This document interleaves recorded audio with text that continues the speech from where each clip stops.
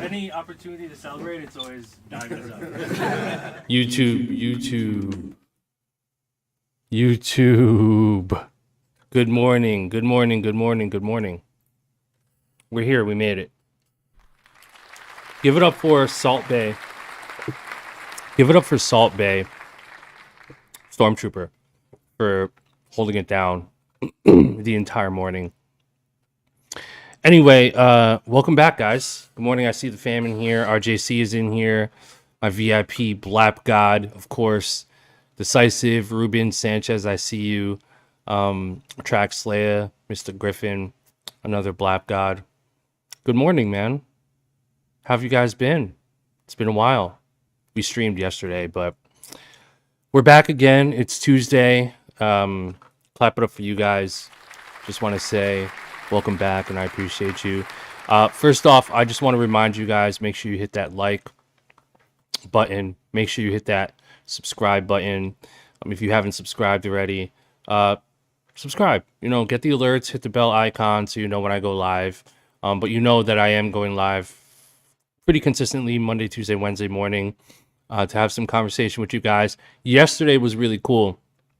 Yesterday we spoke about song splits and publishing, which was super fun. And I'm hoping that was really helpful for some of you guys. And I hope it cleared things up. So today we're going to do the same thing. We're going to do some Q&A. We're going to kind of direct the conversation. Well, you guys are going to direct the conversation. And I'm going to try my best to create some insight and some good conversation with you guys. So go ahead and ask your questions. All of my, of course, monthly VIP loadies and VIP Black Gods, you guys are going to get priority on the questions and answers, but everyone in here should ask a question and we're going to choose them randomly. RJC first off said, how you doing? I'm good, dude. Thank you for asking. Not too many people ask me that, right? People kind of assume that I'm always doing fine. But yeah, I'm genuinely doing a lot better, man. Let me be transparent with you guys. The last few years living in New York were pretty tough. Morning to Zach Michael, morning Lackey. I'll get to you guys' questions. Go ahead and ask me questions and I'll get to as many as I can today.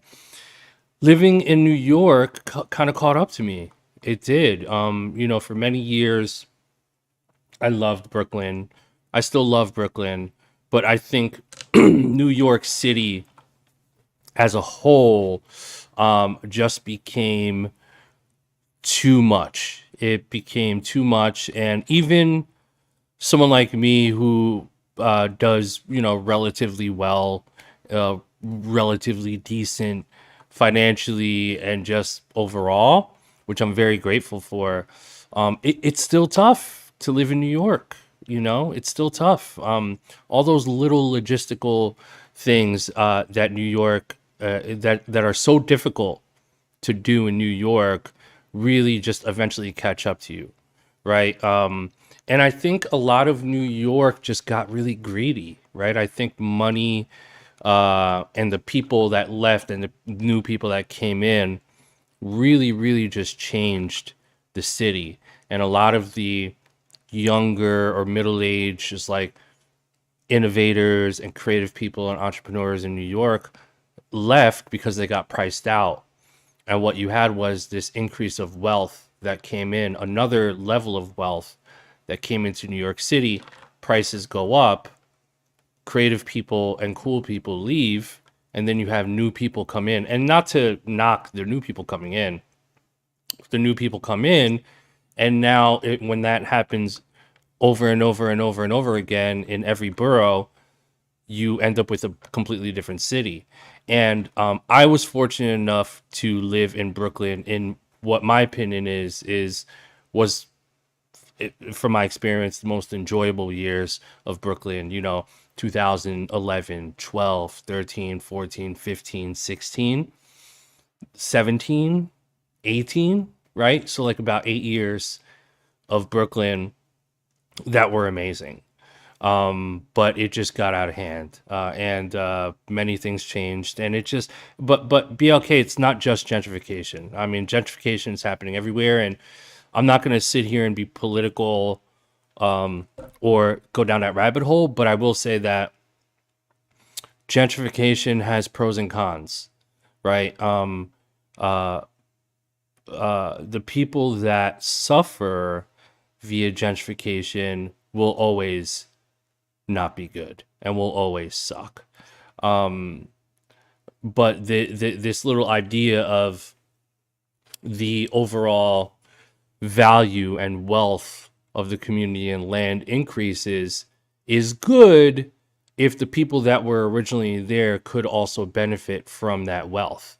And the unfortunate thing is with gentrification, people that are live in more lower income tax brackets get priced out and they get bought out. And enough of them said yes to the point where they got cleared out, right? And so when they leave and they get bought out, whether it's, a New York City brownstone that their grandmothers owned for decades, got bought out for a lump sum, you're low income, you're in this, you don't realize, or now you do realize that what you own is actually extremely valuable, but you got a cash offer for half of that or for a quarter of it. And it's hard to say no to that, right? Think about it, guys. If you're living rent controlled in New York City, or, you inherited a brownstone, and your grandmother, your great grandmother or grandfather has owned that brownstone for a while, and you're paying next to nothing, and you're living in sort of, a lower tax bracket, and then all of a sudden some person comes in and says, "Hey, nice brownstone. What do you think about if we gave you $50,000 in cash? What if we gave you $100,000 in cash? What if we gave you $35,000 in cash to take it off your hands? What do you think?" That money can really help for that low income individual. But then what happens is they spend that, they pay that out in cash. The original owner gets bought out, the lease transfers, the deed transfers, they leave, right? They go somewhere else. They go east, right? In New York City, they go east, right? So they're going more closer to the water or south, right? Whatever. And then that new person that owns it now says, "Oh wow, I spent $50,000 and I have this huge brownstone. Let me put $1 million into renovating it, and then let me sell it for 3.8, or let me sell it, let me flip it for twice the amount. Let me flip it for 2.2, right?" And so they've spent 1,050,000 and they're getting back 2.2 million. And someone will buy it because there's foreigners that come in and they say, "Wow, Brooklyn's great. It's got all these things, XYZ. Yeah, let's do it." So it's sold to whatever it's willing to be sold for. And it's really just, that's just how it works. So yeah, I don't want to go, this is not like, I don't want to turn this into like a real estate fucking conversation.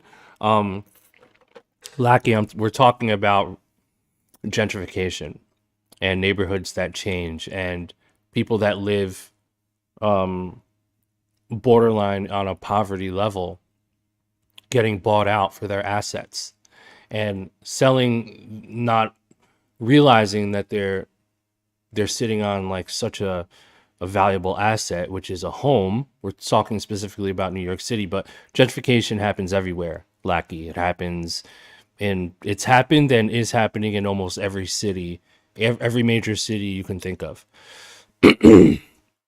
And that basically the idea is that someone with a lot of money comes in and buys your house and you have to leave and go somewhere else, right? And if that happens over and over and over and over again, where do all these people go, right? They go to the they go to the projects or back to the projects, or they go up the block, whatever, but they're running out of places to go, okay? They're running out of places to go. And it's hard for a lot of people. So I say all that to say that this conversation got sprung up from me talking about how I left Brooklyn because it just wasn't the same, and I got priced out. Even at my tax bracket, I got priced out. Like you said, you think it's bad. I think there's good and bad things, Lackey. Like I just said, and then we'll move on to the next question. But the property value and the neighborhood quality of neighborhood goes up, but then what happens to the people that were there? That's where it gets funky. Is you're cashing out, but then you're left with no asset after that. So it's a tricky thing, and just something to be mindful of, and I'm sure all of you guys live in different places across the world. I'm sure you guys see it too, and feel free to chime in on the comment section if you have. But when you go into what we say from upstate New York, when we go into town, meaning you go to like the busy area or you go to the city section of wherever you're from, you see it happening. It starts in the city, right? And MK Ultra said, "I heard yesterday Mad Head's moving from New York to Miami." Yep. To the point, check this out, guys. And I'm a culprit because I moved down here from New York, so I'm one of them. But there are a lot of people that are moving to Miami from New York. And the result of that is that the property value and the cost of rent in Miami is actually increasing because New Yorkers are coming in and they're spending, more money for and comping for whatever it is they're looking for. So, and I'm making this number up, but for instance, let's say 2 years ago in Miami, or let's say 4 years ago in Miami, you could have gotten a 2-bed, 2-bath, 1,500 square foot, house rent for what, $2,500, let's say, or $2,100. Now, because there's so many people that moved here and because of inflation, many reasons, but part of it is New Yorkers and people from LA moving to Miami, the price increase. So now for that same 2-bed, 2-bath, you're talking, 4K maybe, or something like that. So, and again, I'm making a number up, but just to give you the idea. So anyway, that's what's happening, and it's really crazy. And yeah, man. And so, like I said, I'm here in Miami, and I just want to be a good resident. I don't want to. I want to be here, and I want to contribute to Miami, and figure out ways that I can be a good citizen and a contributor in some way to this city. There's a lot of people that planted their roots here. There's a lot of people that are from here, a lot of people that moved here, a lot of people that are building here. And it's, in my opinion, an incredible place. It's an incredible place. And so I'm tired of paying taxes to New York. I think I've done my due diligence. I mean, the amount of taxes, state tax, that I've paid living in New York is enough to maybe fucking fix like a street. I don't know. I don't know what that stuff costs, but I've paid way too many taxes in New York City, and I've done my due diligence living there, and I couldn't do it anymore. So I'm here in Miami. I'm here to be an asset to someone and to contribute as much as I can to this city, because it's really a lovely city. There's lovely people here, and I just want to be a good person here. So that's why we're here. Chris C said something interesting. He said, and then we'll move on to another subject, but Chris C said, we left Miami because the prices went through the roof. Miss it. Love Miami, but couldn't afford it. I don't fault New Yorkers, though. We are all searching for a better life. Can't hate for that. Yeah, good point. Good point. I mean, Miami is always going to be Miami, right? Regardless of the people that come in and leave. I think there's a very deep-rooted culture in Miami and just in Florida in general. And that's never going to go away. That's never going to go away. So, and also I will say, as a side note, I've decided like a couple days ago that I need to learn Spanish. I need to learn how to speak Spanish, or at the very least understand it and speak it a little bit, because I'm quickly learning. And don't laugh at me if you live in Miami and you're like, yeah, of course, asshole. And trust me, there's a lot of Spanish people in New York. Like, New York is run by Spanish people too. But every single person that I talk to here, for the most part, like, Spanish feels like a first language here in Miami. At least the area that I'm in. It's kind of like going to Montreal and French being the first language.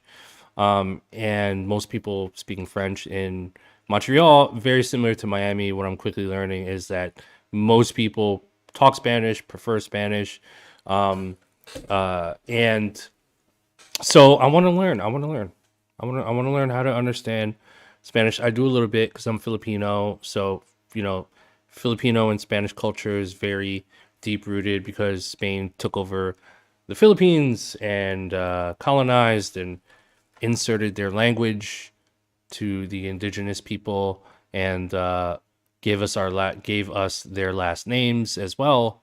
But we won't get into all that history stuff. But very, very, similar languages in many ways. So I really want to learn. So I'm looking forward to that. Let's play a beat and let's get to another question. There's let's see. Slaya asked a really cool question earlier, so let me go back to Slaya. Slaya's been really asking some great questions here, so let me scroll up. Let me play this beat.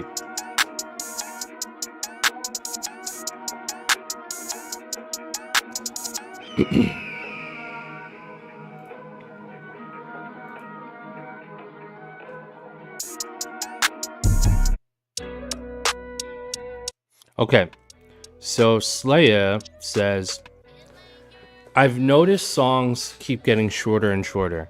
How do you see the length of songs changing over the next few years? Yeah. So songs have definitely been getting shorter and shorter.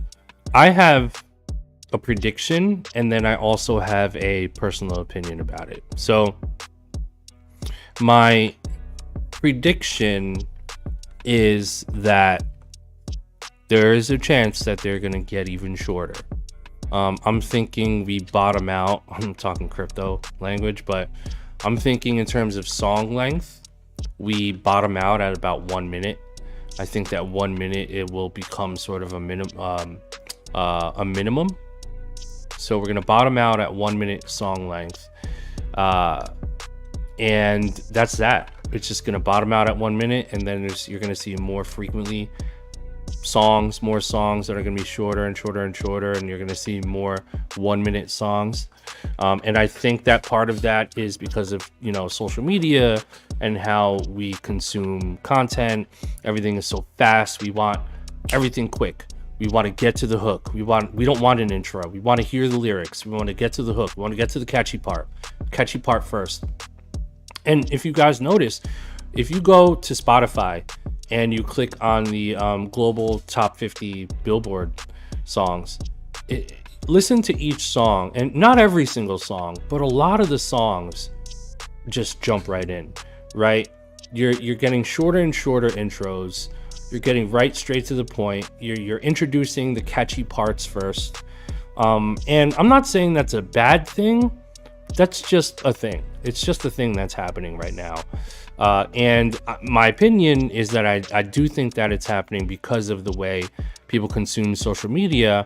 Everything is so quick. Everyone wants things really quickly, and they want it now, that it's affecting the way that we make music. It's affecting the decision making of the producers. It's affecting the decision making of the songwriters and the artists. It's affecting the decision making of the labels and the A&Rs, and say, hey, make that shorter. Hey, jump right into the hook. Hey, we don't have time for an 8-bar intro. Hey, we don't have time for a 4-bar intro.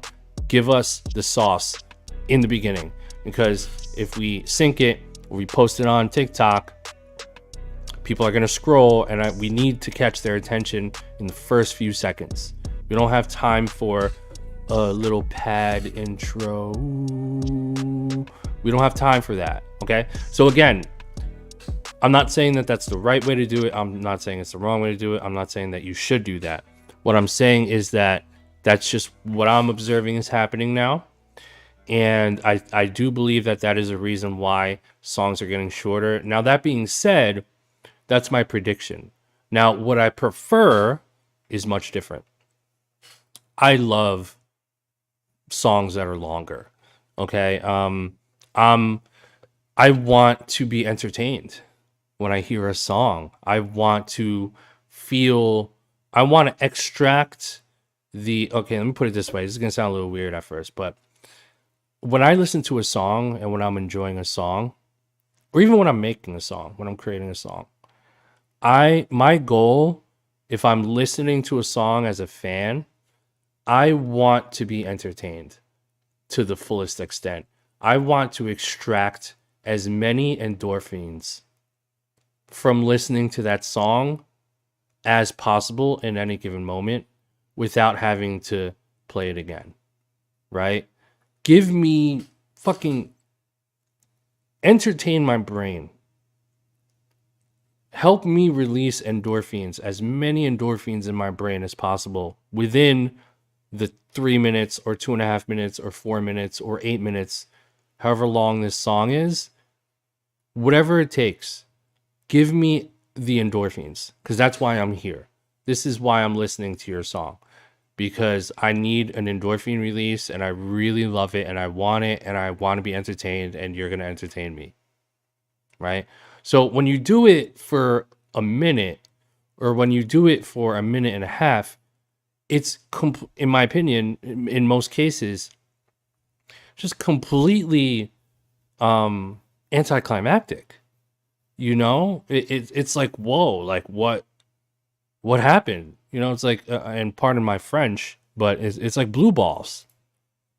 It's like blue balls, right? Like it's like yo, wait, you're just telling the story now, and I'm just about to release endorphins, and we're just about to do this, but you stopped.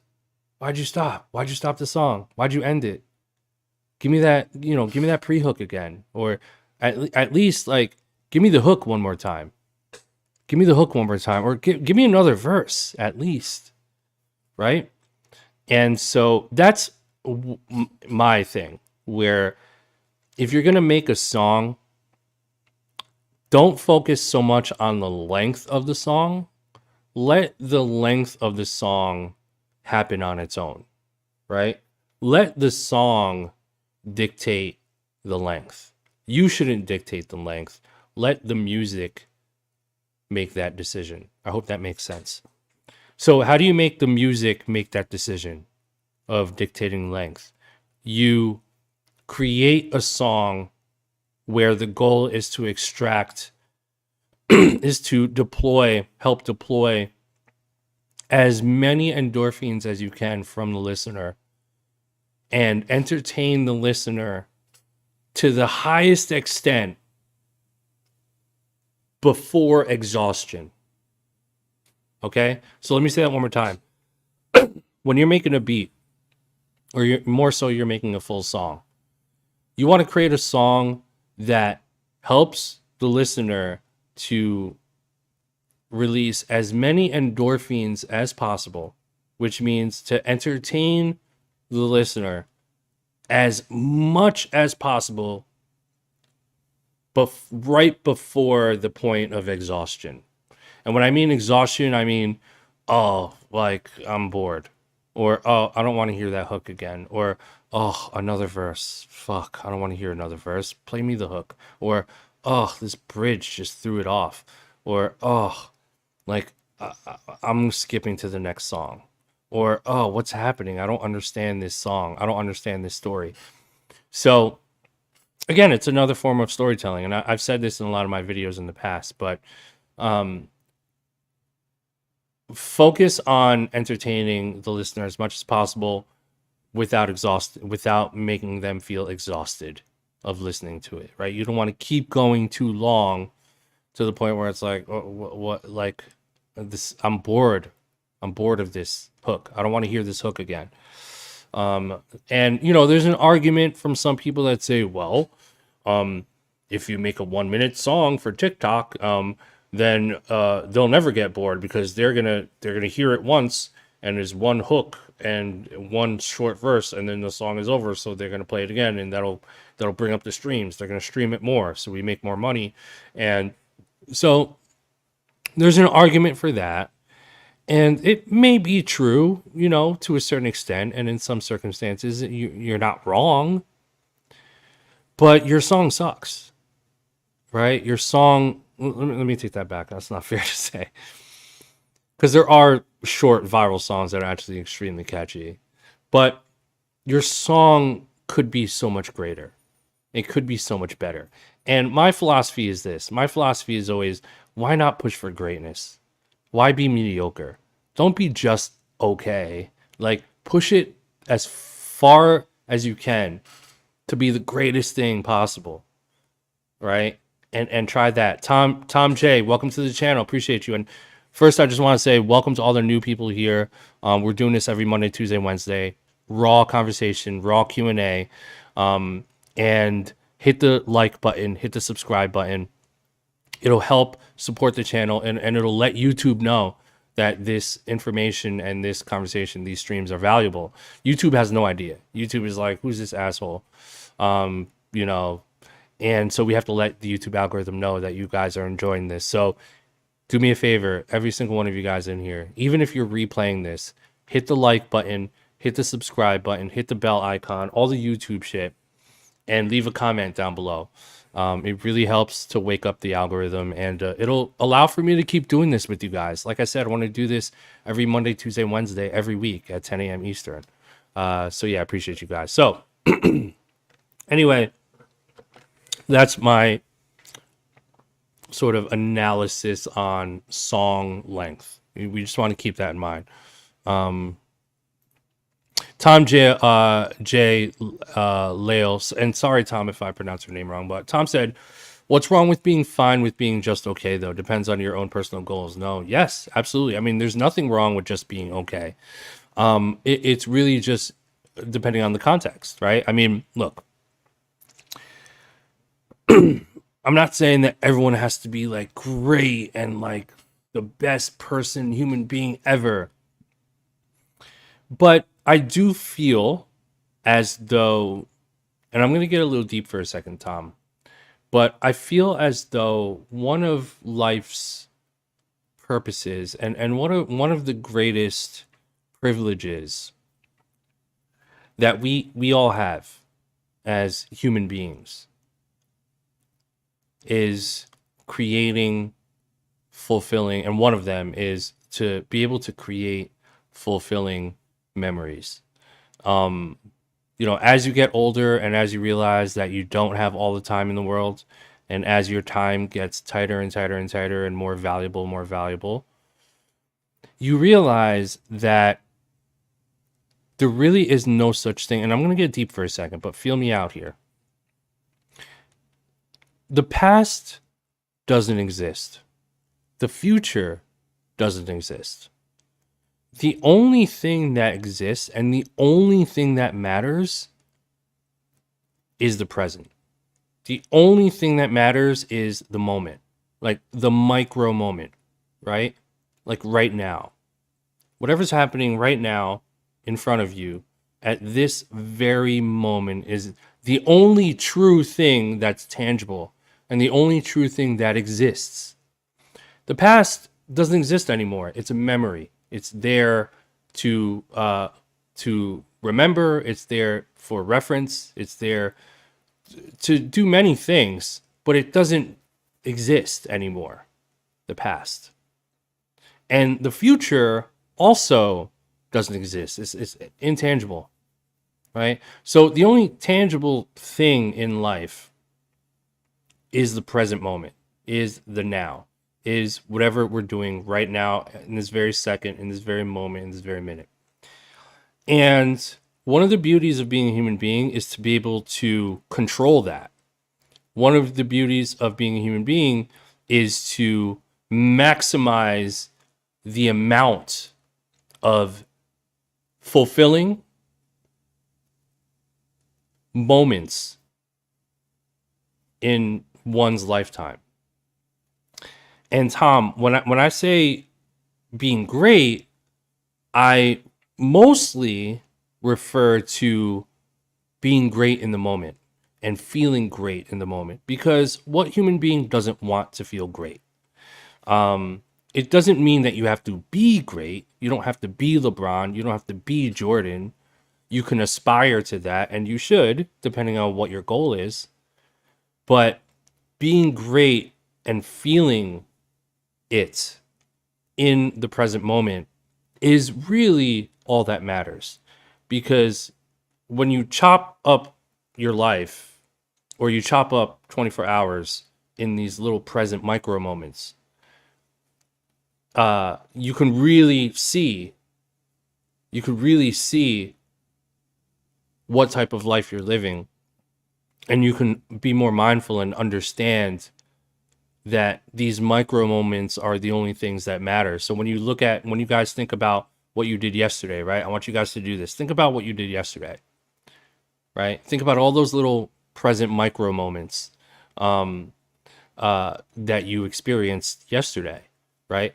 Which one of those moments, how did those moments feel, right? Which one of those moments made you happy? Which one of those moments made you feel stressed out? Which one of those moments made you feel inspired? Which one of those moments made you feel bored?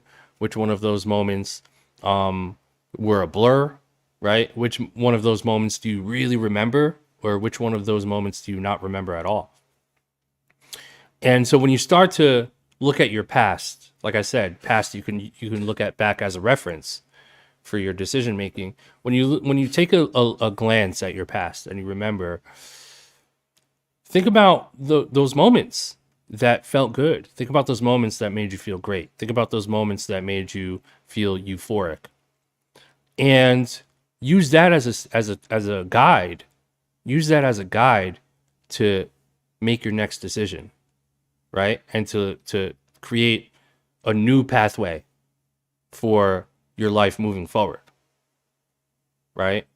So if there's things that you did yesterday that you didn't even realize you were doing that made you feel shitty, become aware of them. That's the first step, is to become aware and realize that they're happening and that you're doing it, right? Because you could have done things yesterday that were not the best things. You could have done a few things yesterday that made you feel like shit and made other people feel like shit, whether it was anger, whatever it might have been, right? And don't beat yourself up because of it, but just take a look at it for a second. And step number one is realizing, whoa, like, damn, I was a dick, or damn, doing that didn't feel good. And I could almost guarantee that it didn't feel good for the other people around me. Right? And once you realize that and you zoom out for a second, it's almost like having an outer body experience. You zoom out and you're like, whoa, like, I should probably not do that, or I should probably try not to do that again. Right? Because that's not representative of me as a person. And that's not representative of like what I want to do. So once you start to take those moments and adjust your decision making moving forward, now you start to change your personality. Now you're starting to change who you are. Now you're starting to change your future, and you're starting to create a brand new pathway for your potential. And you're actually physically creating new pathways in your brain, believe it or not.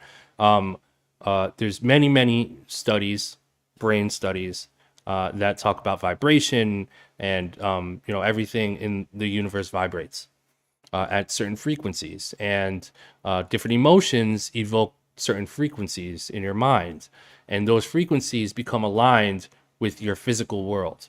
So if your frequency in your mind is always negative, let's say, I'm making a number up, but let's say the negative self-talk frequency in your mind is, and we're all musicians here, so you guys are going to get me, is 250 hertz, right? So 250 hertz represents anger, resentment, jealousy. So in your mind, you're like, anger, resentment, jealousy, fuck you, yo, I should be better, yo, why am I not successful, yo, fuck Illmind, fuck him, fuck his plaques, fuck these people, blah, blah, blah.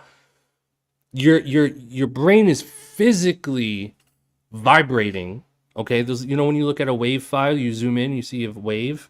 Yeah, it's vibrating at 250 hertz because that's where those emotions live.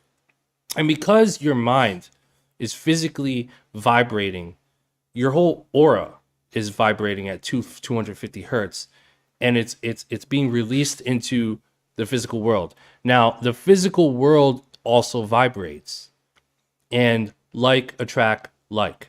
So you are physically attracting 250 hertz closer and closer into your life over time. And if you do that for many hours per day, you do it every day, and you do it for many months and many years, 250 hertz will become your aura, and it'll become your life. And all of the physical manifestations around you will be 250 hertz, will be anger, will be resentment, will be jealousy, and all these negative, low vibrational emotions. Okay? So thoughts are very, very real, very powerful.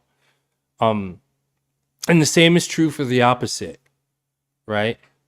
When you vibrate with love, when you think about love, you think about abundance, and you think about being one with, what your heart tells you, then you will start to attract those frequencies and those vibrations, and the world will physically vibrate and become attracted to you. It's like a magnet, right? And it happens over time. It doesn't happen overnight, but it happens over time. And this is how the energies of the world work, right? There's no debating this. So what do we do? So what's the goal here? What do we do? Well, the goal is to, and I want you guys to, this is your homework. If you want your life to change, if you want to become successful, you want to, reach your goals, you want to meet certain people, you want to just live a life of abundance, you have to practice controlling what you think about. You have to practice controlling what you think about and practice controlling what you pay attention to. Okay? And don't let your little survival brain say, well, if I don't pay attention to certain things, then I can get in danger, I can get hurt. Let your subconscious handle that. All right? You're not going to die. Okay? Knock on wood. You're not going to run into a bus because you're not paying attention. Like, don't be a dum-dum. But be very, very mindful. And here's one trick that worked for me. I'm very picky with what I think about, right? And when I started to become very picky and choosy with what to think about, it gave me this sense of freedom.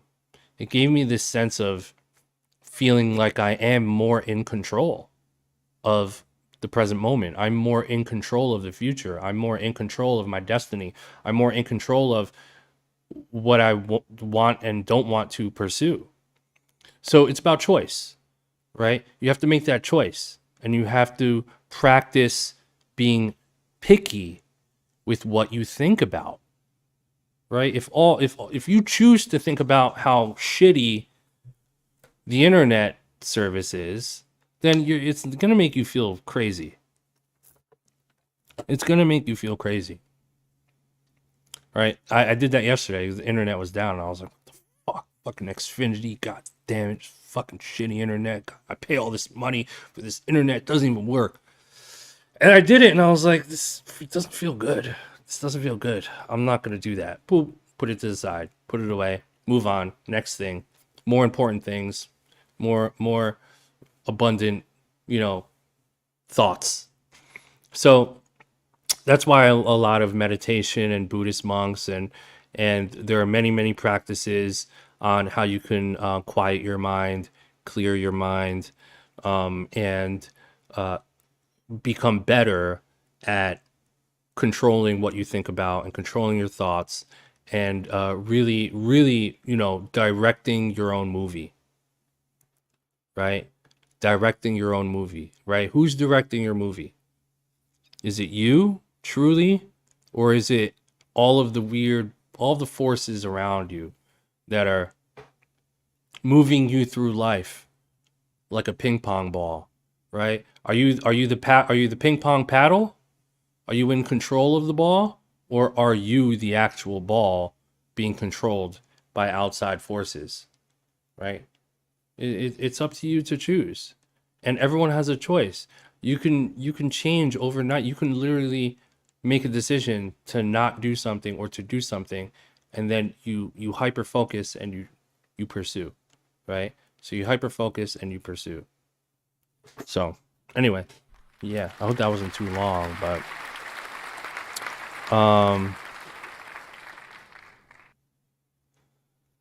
let's get to more. Okay, so let's play another beat, and then we'll get to that. Here we go.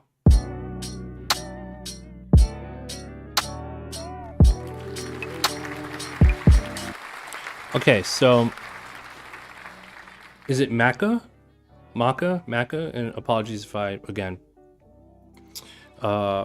pronounce your name wrong, but Maka said, is BidLoop going to be a platform for other loop makers? I've talked with my husband about such an idea and was super stoked to see you implementing it. Your ingenuity makes you one of our favorites. Thank you so much, Maka. I haven't quite decided that yet. I'm not exactly sure. I've created a sound pack platform called Kitsi Marketplace, which is a true marketplace that's kind of there for producers to use. Now, in terms of BidLoops becoming a platform for loop makers to use. I'm kind of not super into that idea, at least right now. And who knows, things can change tomorrow or 5 years from now. But right now, it's just something that I'm doing for me. And when I think about what that might look like as a marketplace, then we start turning into OpenSea. I don't know if you know what OpenSea is, but it's a big marketplace for NFTs, and it starts to turn into eBay. And I don't want to like become an auction platform, right? Necessarily. I don't want to run another platform. Also, especially since I have Kitsi Marketplace already, the only other alternative is to adapt auction or to implement the auction feature into Kitsi Marketplace. But again, could get a little weird, and I'm just not buying the idea of scaling this as a platform just yet.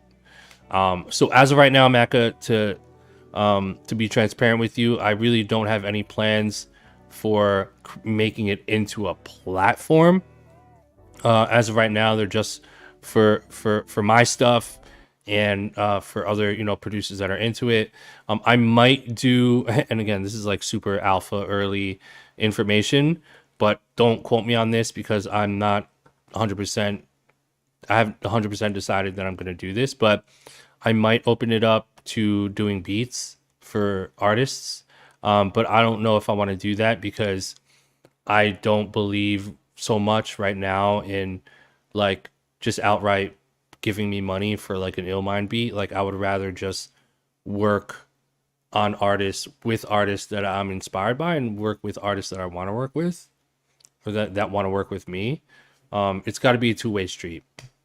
But who knows? Who knows? I might play with the idea. I might do one where it's an actual beat that I make from scratch, and then rappers and singers and stuff come in and they bid on the actual beat. So we'll see. We'll see. I mean, I might never do it. I might do it a month from now. I'm really not sure. So. Okay, so speaking of Kitsi, Zach Michael, who is a rock star on Kitsi Marketplace, says, what about a pay what you want feature to Kitsi? I release free loop kits of 100 loops, and I've done that for years without missing a week. Would be cool to let people donate when downloading. I will definitely look into that. Zach, I will definitely look into that. Maka said, what if it was Night Squad exclusive to submit but public to purchase? So, speaking of Squad of Nights, I do have a marketplace. We have a marketplace that we're launching, Maka, and you're going to be able to do exactly that. So I don't want to give too much alpha right now in this chat, but we're going to launch this very, very, very soon. I know initially I said sock NFT .xyz was going to launch in June, but we had to fix some stuff. I don't want to just launch something just to launch it. I want to always make sure it's functional and that it serves its purpose for you guys. But just to let you know, the Squad of Night Marketplace is coming. We've been working on it for months, and it's coming very, very soon, and you're going to be able to do a lot of cool things with it. So we'll just leave it at that.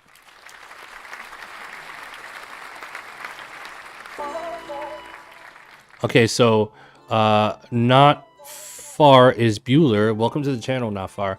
Not Far said, what is Kitsi about? So if you go to kitsimarketplace.com, it's a marketplace that we built. Let me go here. So I'll just go to it now. I'm not going to spend too much time on this, but if you open up a browser, okay, and you go to kitsimarketplace.com, it's a marketplace where anyone can join and anyone can sell sound packs. So it's kind of like eBay for sound packs, where you basically just like join and you can sell your sound packs. So it's for samples, it's for drum kits, it's for MIDI packs, it's for everything and anything you want to create.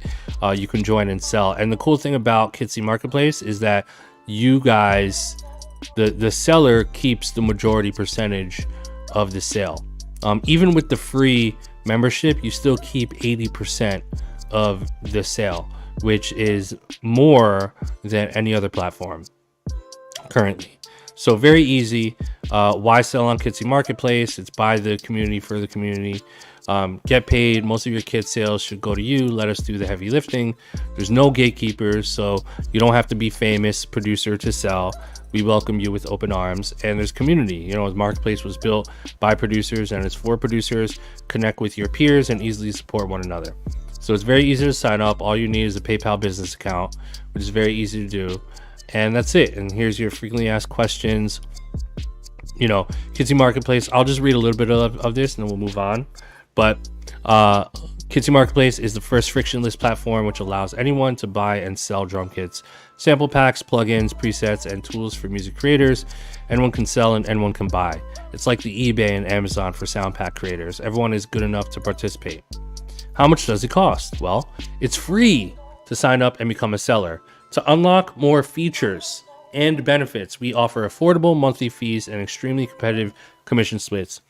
So our standard membership is $5 a month and our pro membership is only $8 a month. I mean, basically the cost of a cup of coffee, right? So if you have, let's say, a pro membership and you're pushing packs, and you're selling your packs for, let's say, $15 or $20, all you have to do is sell one pack in 30 days. And you've already created some upside. You already made money, right? So we wanted to keep that really low. We didn't want to be unfair to the producers. We just want to make this platform about you guys to take full advantage. How much money do I earn per sale? Our free members earn 80% of all sales. Standard members receive 85%, and pro members receive 92% of the sale. Are the packs royalty free? Each creator who sells on Kitsi Marketplace can choose whether or not their packs are royalty free or not. Creators can edit their own terms and conditions in their product upload dashboard. Do you provide artwork for the kits? As a matter of fact, we have an artwork request feature, right? So you can just fill out a thing and you can request artwork. And then how do I get paid? As of now, we're sending payments through PayPal. So make sure you have a PayPal business account and enter your details in the dashboard to ensure proper payment. The cool thing about paying you guys through PayPal Business is that you get paid within 24 hours. So let's say, for instance, Russian Cream Beats has a pack on Kitsi Marketplace and he sells it right now for $20 and someone buys it. Russian Cream Beats is going to receive that commission within 24 hours. A lot of times it happens instantly. So a lot of times you'll receive that payment within the hour. So you're receiving your payments in real time. You know, a lot of other platforms, they say, oh, you get paid once a month. We'll take a full total of your sales for the month and we'll pay you on the first, or, you won't get paid for 3 days or 7 days or whatever it is. We're like, no, let's set it up to where the producer gets paid almost instantly. At the very least, the same day or within 24 hours. And so that's how the payments work for Kitsi Marketplace. And one of the coolest things for our website is that this one right here, it says the packs are randomly generated on the front page. So they're sorted randomly to give everyone a chance to be on the front page. So it says, where on the website does my kit appear after I submit? Your kits will immediately be up on our marketplace. Our homepage is sorted using AI randomization to give everyone a chance to appear higher up on the page view. Our highest selling packs and feature packs are positioned at the top by default. So speaking of Zach, if we go to the homepage, we have this beautiful search bar here. If I type in Zach, you're going to see all of Zach's kits. Zach Michael, he has so many. So I just type in Zach and here they are, the top 5, but then I hit view all and now I can view everything that search shows. Why is it just one search? Hold on. Why is it just this? Wait, that's an error. Sorry guys, maybe I just maybe I have to put Zach Michael. Hold on. So let's do Zach. Yeah, I have to do the Zach Michael, right? So the Zach Michael. Boom. All right. So if I view all, you're gonna see all these. Whoa, it's not working. Okay. Sorry. We're gonna have to fix that. See, we're debugging in real time. All right, let me type in Illmind. Illmind. Yeah, so it comes up on the top search, but I guess we just have to fix this bug for the view all. We have to fix that view all. But anyway, this is Black Kit Volume 13. You know, this came out last year, so you can search that. So very, very easy. You can search by genre on the left-hand side. So if I want to see all the hyper trap packs, then they're all here. Everything is categorized, and you can even search by the producer. So if I search by vendor, right, these are all the hyper trap packs, and these are all the producers that created those hyper trap packs. And then I can also search by type, right? So what am I looking for? A drum kit, loops, presets, sample packs. Let's say I just want sample packs. Cool. So these are hyper trap sample packs, and I could just click it. This one looks cool, $5. Add to cart, or I can save it to my favorites, right? I add to my wish list. So if I add to wish list, click on that, and then if I click on my wish list, it'll be right here. As you can see, I have a bunch in here, and I can add to cart and save it for later. So really cool, really intuitive, very easy, and very fun. So if you ever thought about, you know, selling kits, selling sound packs, join Kitsi Marketplace. Just make sure you don't sell anything that's copywritten, okay? And we have a disclaimer on there that holds you accountable if you sell anything that's copyright protected, or if you try to sell sound packs that you don't truly own. We have a clause in there that protects us from that. So I don't want you guys to get in trouble or be liable for that. So definitely make sure that you're selling original stuff. So anyway, that's Kitsi Marketplace. Check it out.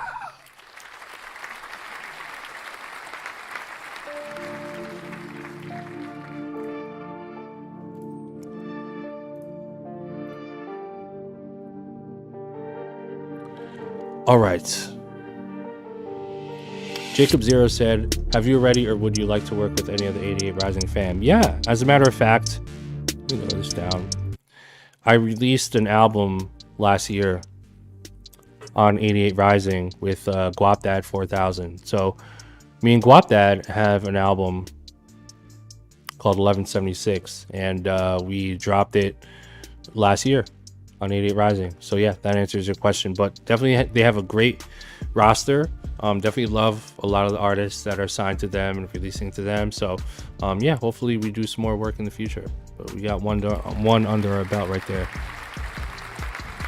Okay, XO Crow has a question, but before I answer this, I need every single one of you guys watching this, even if it's a replay, hit the like button, hit the subscribe button, okay, and hit the bell icon.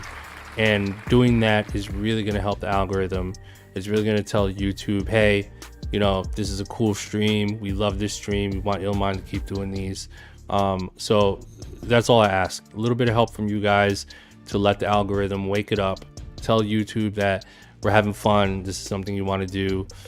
So hit the like, hit the subscribe, hit the bell icon. And shout out to all my monthlies too. We have some really cool things that we're going to start doing with you guys. So, question is from XO Crow. What are your 3 favorite VSTs? How many unreleased beats do you currently have on your drives? Okay, so we have 2 questions. So the first one, what are your 3 favorite VSTs? So I'll tell you right now. The first one is Baby Audio Super VHS.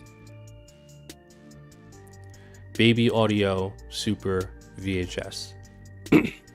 It's a really cool, very easy, very intuitive, very not confusing plugin that is kind of like Sausage Fattener. It's kind of a combination of a few plugins, but I love it because of how warm it sounds, but I love it because of how easy and quick it is. So there's 3 knobs. There's one knob that's a saturation knob, so that basically just saturates the sound more. I like to use that for bass, for kicks mostly. And then there's a stereo widening button, which will give you a nice phase stereo effect. And that's one click of a button. And to me, it sounds really good. And then you have a lo-fi knob where you can add some lo-fi. You can lower the bit rate of the sound, and it gives it that nice lo-fi texture to it. I like to do it on synthesizers sometimes. I don't really do it on drums these days, but a really helpful tool to add texture to certain things. And then you have a sort of like a wobble type knob where like you can alter the how do I explain this? It's kind of like giving your sound like an analog feel, so it gives it like a little bit of a wobble, like it just alters the sound to like make it sound like it's from a record basically, or like a cassette tape. Which I think is a cool feature too.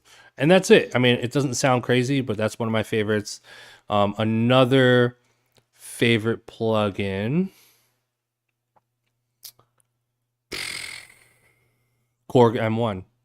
I love the Korg M1 VST. I was going to purchase the keyboard. I might still get the keyboard, but the VST is great. I've been having a lot of fun with the Korg M1.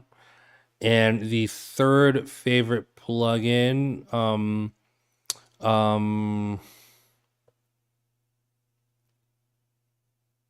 what have I been having? There's so many. Third favorite plugin. Oh, GateLab. GateLab. GATELAB.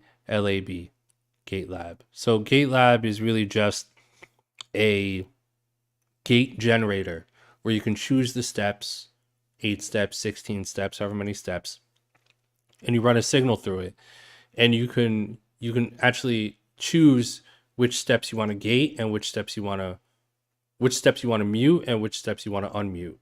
So I like to do it on like pads and just like chords to give those chords motion and give them a more staccato feel. And the cool thing about GateLab is that there's a randomize button, so it can feed you an idea, and you can throw like a chord, a sustained chord, and then throw GateLab on it, and all of a sudden it's like doing the weird like mute unmute trick, and you can control the wetness of it and all this cool shit. So GateLab is cool. It's a really creative tool that you can throw it on your loops and do some cool stuff with that.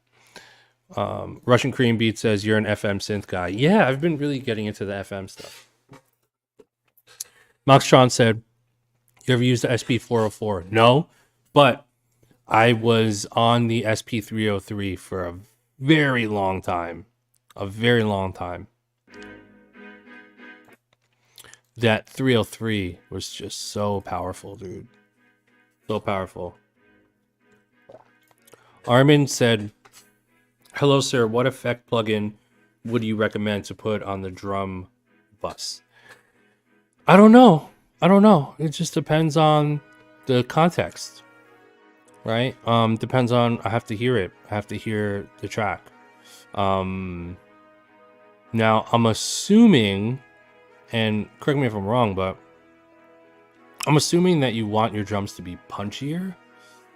If that's kind of what you're asking, and you know, apologies if I'm way off on that, but if you want your drums to sound punchier, I would recommend two things. Some type of transient designer. You can even literally use Transient Master, or there's a plugin called Transient Designer, but I personally love Transient Master by Native Instruments. You can use Transient Designer, Transient Master to create more of a sharper attack. So I like to increase the attack knob and decrease the sustain knob a little bit and play around with those knobs to just give your drums a little more smack, a little sharper transient. And then the second plugin that you can explore is Super VHS, right? Take your entire drum bus into a stereo channel and then put Super VHS on it and increase your saturation to the, you know, to the level that you feel like sounds good. And just mess with those two. You could even put you can put Super VHS first, saturate, and then transient designer after, post Super VHS, so that you can sharpen the saturation instead of, because when you saturate a signal, especially when you saturate drums, you saturate them too much and you're gonna lose some of that transient, because it's gonna squish it a little bit, because the CPU is compensating for the loudness going up, and it's creating it's squeezing the amount of space you have. So you're gonna lose some of that smack. You're gonna lose some of that transient. So you have to play around with it, right? You have to play around with it, figure out what that sweet spot is of how much saturation, how little saturation, and then how much of your transient you want to increase, how much you want to decrease. Because you have to always remember too, the more attack you have on your drum, the less of your sustain you're gonna have, the less, you know, sweet spot you're gonna lose some of that. And that's good for some cases. It's good in some contexts, like rim shots, right? If you want like a real snappy tight rim shot, like you don't need so much sustain. But if you want like a reverby, like big snare with character, you want to keep some of that sustained sound in there, and not have it all transient, right? If you want pure transient, you're basically going to end up with a click track, right? You're not going to get that, right? That all that noise after the transient. You want some of that sometimes, because that's what gives you color, that gives you character, depending on the context of whatever type of song you're trying to make. So play around. That's literally the answer to most of you guys' things is try it. Like, try stuff. You know, there's no better answer. There's no better solution to any technical question you guys have other than just try shit. Try shit. Break the rules. It's okay to not know what you're doing. None of us know what we're doing. None of us have no idea. I don't know what I'm doing until I do it. Put it that way. I have no fucking clue what I'm doing until I do it. Because right now, in this very moment, I do not know how to do it. In this little present moment. Let's bring it back to the earlier conversation. Present moment. I have no idea what I'm doing. But once I do it, that proves that I know how to do it, and then it's the past. Right? So in any given moment, we don't really know how to do shit. Like, after this stream, I'm going to go have brunch, and then I'm going to make music. I don't know what I'm making. I don't know what I want to make. I don't know what I'm going to try to make. I have no idea what it's going to sound like. I don't know what kind of snare I'm going to use. I don't know what kind of clap I'm going to use. I don't know what tempo it's going to be. I don't know who it's for. I don't give a fuck. I don't know. I don't care. The only time that I will care, and the only time that it matters, is the moment that I sit here, I fucking load Reason, I load my DAW, and I start fucking around. Once I start fucking around, that's when I actually am doing something. That's how I know I have a little bit more information in any given moment about what I'm doing. Now I know, but within the process, I have no fucking clue. I have no clue. I only know what I'm doing at any given moment. So, and in my opinion, I do feel as though most producers, most musicians can relate to that and also go through the same thing. No, you know, producers say, yeah, I got all these ideas in my head. I just want to translate what's in my head to. Some people do that, and kudos to you. Kudos to you. If you do that, or if you think you do that, that's fine. That's fine. There's no right or wrong. But I've never been able to do that successfully. Like, I don't just have like, I got I got these melodies in my head and I'm trying to translate them on the keyboard, try to get them out. Not for me, not me. If I have a melody in my head, I might have a random melody in my head, but it's irrelevant. Like, it's whack. It doesn't exist. Like, I don't care about it unless it comes out of my fingers, or unless it comes out of the DAW, or comes out of whatever, right? So that's just me. That's just me. That's how I make music. I let the texture and the moment and the music dictate what comes next, right? I'm like Jackson Pollock. You know Jackson Pollock? He was the one of the great painters of past generations, where he created these pieces where he would just take random splatters of paint and just throw them on the wall. And that was his piece. And he got ridiculed for many years because they didn't look like Mona Lisa or whatever. Or they didn't look like Basquiat. But they looked cool, and there was a demographic. And I'm not saying that I make Jackson Pollock type beats, but I love his philosophy of being truly in the moment while creating music, and allowing for the preset or the texture or the drum sound, allowing for those things to dictate your next decision in any given moment while creating music. And this is also why when I make music, and I don't know if you guys have noticed this when you guys used to watch me on Twitch, or even when I'm making loops, I like to commit very early to certain things, and I like to mix my elements while I'm creating, because I can have, let's say for instance, I'll give you an example. Let's say I have a snare, right? I have a snare that I'm using for my beat. And my first instinct, I take this snare and it's completely dry. My first instinct is let me stack it with another snare to make it feel bigger, right? And a lot of people do that, and there's nothing wrong with that. I can say, okay, well, this snare is a little thin, right? So let me add this other snare, and let me add 3, 4, 5 snares to one snare, whatever.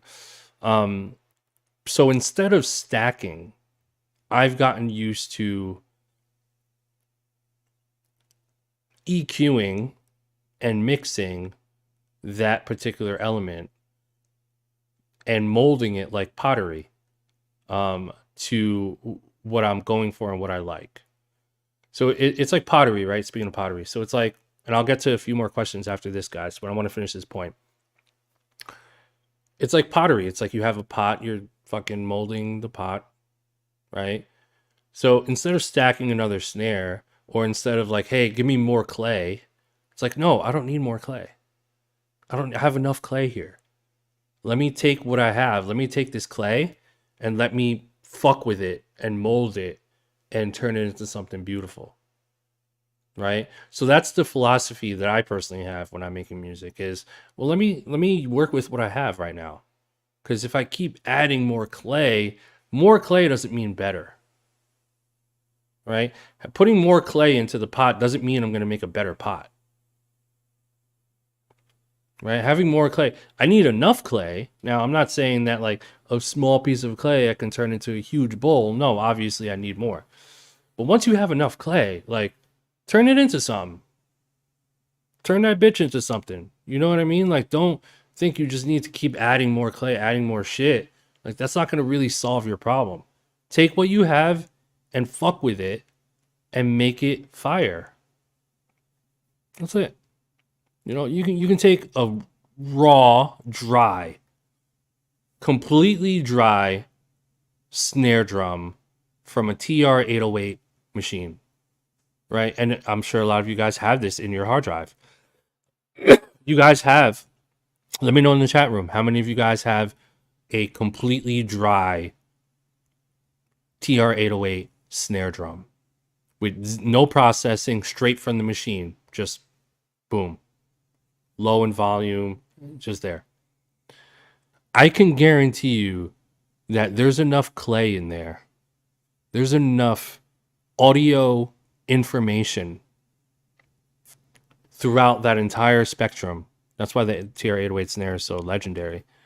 There's enough sauce in there, in that snare, for you to go in there and alter it into something else, and to alter it and make it sound as good as you want it to sound. There's enough information in there, in that snare. Don't get fooled just because it's a little there to turn that into something cool, right? So that's a message I'm trying to say right now, guys, is don't underestimate what's in front of you, right? Don't get overwhelmed by stacking so much. And I'm not saying that's wrong. You can do whatever you want. There's no rules in music. But I personally, Jesse Jose said, you said it, within the spectrum, there's enough information. Yep.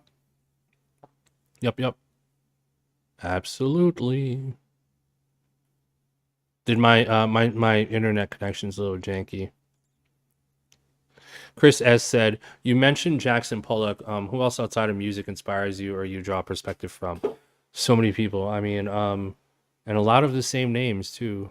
You know, non-music people, Basquiat, Gustav Klimt. From an aesthetic perspective, Jackson Pollock and Gustav Klimt are two of my top favorite visual historians, if you will, artists, basically. I'm really inspired by Joe Dispenza.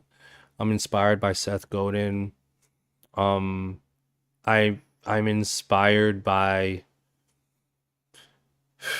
raw, how can I say, raw human energy and movement, right? The art of dancing and movement, and why certain vibrations make people move and make people vibrate, right? It's no coincidence that a certain type of rhythm and vibration makes you, you know,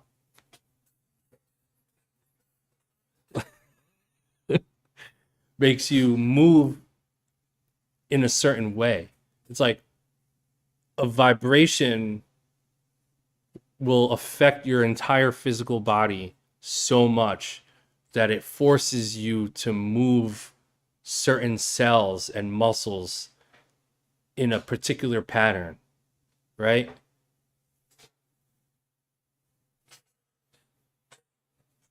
You know, like there's something crazy about that. There's something fucking fascinating as fuck about that. And, you know, a part of that for me, you know, I incorporate that into my music making. That's why a lot of my stuff, whatever genre I'm creating, regardless of what it is, I always like to have a certain level of rhythm to it and like a bop to it. Even my samples, like my melodies, I say a lot like I want to make melodies that don't need drums, right? Because there's so much raw emotion and vibration in the melody that like it makes you move without even adding a single drum, right? That's how that's how I approach my melodies and my loops. But so right now I particularly am obsessed with the language of vibration, and I'm tapping into a lot of that through house music, through my roots. You know, when I was growing up as a Filipino in New Jersey, you know, I say Jersey house, Detroit house, you know, Chicago house, Miami bass, like all these are all things that have been around for a long time. And so if you're from any of these places, I know that you can relate to this particularly, but and Newark Effect, you're from Jersey, come on, 973, so you already know the history. You know, back in the day, especially if you were a Filipino, if you were Filipino from New Jersey, you were either a DJ or a dancer, right? If you went to nightclubs when you were younger, most of the DJs were Filipino.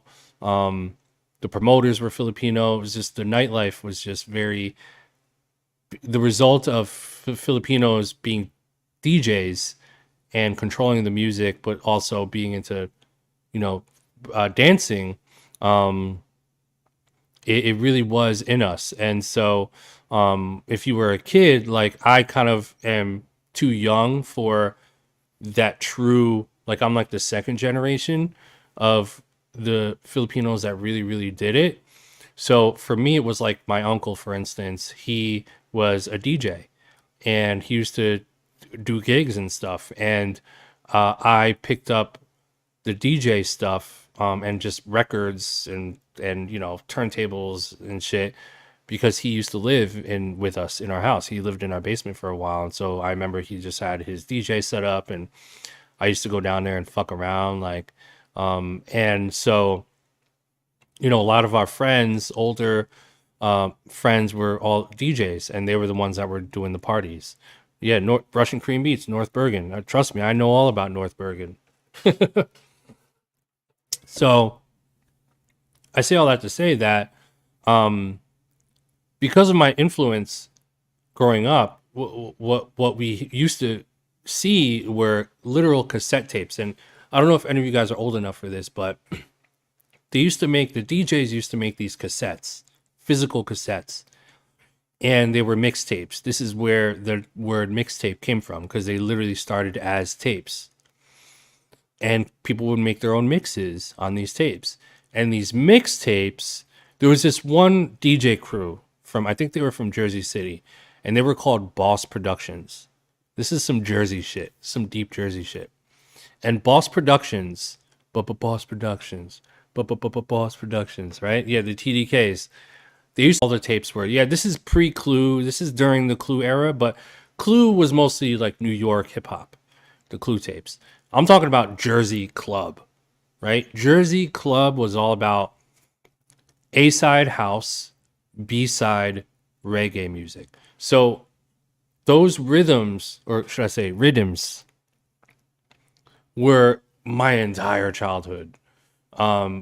Even going into high school, like it was just my entire being. And hip hop came a little bit later, but hip hop was also the third component to that. So reggae, house, hip hop, that was the core, right? But again, for a long time, house music, reggae. So I'm tapping into my like kind of rhythm house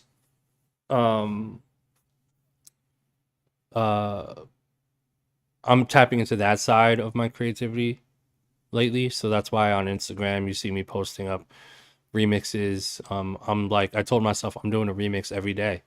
And then the next DJ gig that I do, all my entire set's going to be all of my remixes, my own remixes. So I'm basically going to just remix every fucking song out there.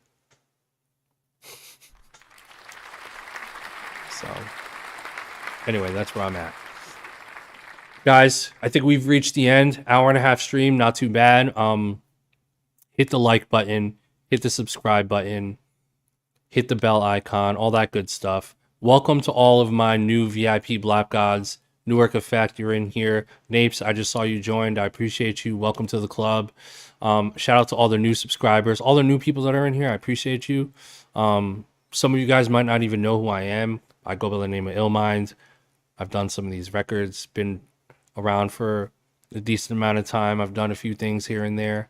But I'm here on YouTube because I want to create healthy, inspiring, empowering conversations with you guys. I was doing Twitch for a while, mostly making beats. Stopped doing that, and I love this format because it allows for me to talk my shit with you guys. So we're going to be doing Q&As. We're going to start, eventually we're going to play some of you guys' music, mostly, you know, Squad of Knights and monthly members. We're going to play music, do music reviews, and just, you know, talk about some good stuff, man. My goal is to create enough content to create evergreen, what they say, evergreen content. I'm not here for gossip. I'm not here to do like plug-in reviews. I mean, I might do that. I don't know why I did it like that, but I'm not here to like do gossip and current events. That's not why I'm here. This is not like a current events podcast where we're gonna like fucking blah blah. I don't care about any of that shit.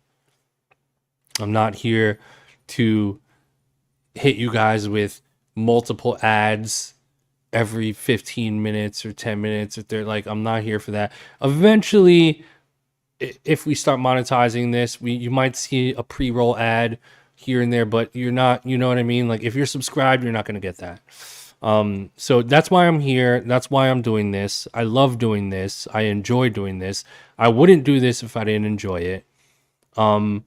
And I'm here because it's the right thing to do and it's a fun thing to do. And I have to be selfish here. So of course I have to find joy in this. It's hard for me to do anything that I don't find joy in. Because I'm not really helping anyone if I don't find joy in it. Because then I'm just doing a shitty job. Like imagine how shitty it would be if I was here because someone dragged me here because I feel like I was forced to do this. It wouldn't be the same. Like I would be a miserable person. Like you would be watching me complain the whole time. If I was truly unhappy doing this, it would be 1 to 2 hours of me complaining the whole time. And no one wants to watch that. So I'm here for you guys. We're doing this every Monday, Tuesday, Wednesday, 10 a.m. Eastern. Welcome to all the new people. Obviously, shout out to my squatter nights. Shout out to my monthly members, my OGs. Respect to you guys. Appreciate you guys. We're back tomorrow, 10 a.m. to do the same thing. I hope you guys enjoy your day. I'll see you on Twitter. I'll see you on Instagram. Hit the like, hit the subscribe. It really helps YouTube. It lets them know that we're here and that we want this content and we want to do this. And so just let YouTube know that we want more of this. So appreciate you guys. I'll see you tomorrow at 10 a.m. I'm out. One love. One love.